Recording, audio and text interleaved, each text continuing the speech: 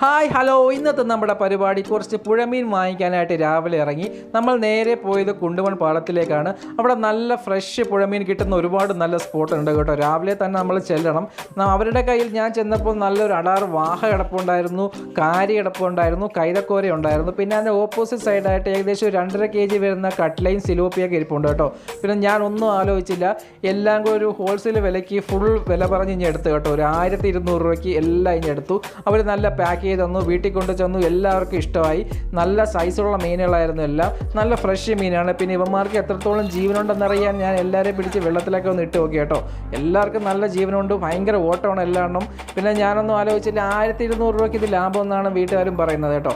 പിന്നെ നേരെ ഇവന്മാരെ ക്ലീൻ ചെയ്യാൻ അമ്മ കൊണ്ടുപോയി. ക്ലീൻ ചെയ്ത് കഴിഞ്ഞപ്പോൾ നല്ല അലുവ കഷ്ണം കണക്കാണ് ഇവന്മാരുടെ പീസുകളൊക്കെ ഇരിക്കുന്നത്. പിന്നെ ഒന്നും ആലോചിച്ചില്ല, പൊരിച്ചങ്ങ് അടിച്ചു കേട്ടോ. നല്ല ടേസ്റ്റ് ആയിരുന്നു. അപ്പോൾ ഇനി പുതിയ വിശേഷങ്ങളായിട്ട് അടുത്ത വീഡിയോ കാണാം. അതുവരേക്കും ബൈ ബൈ.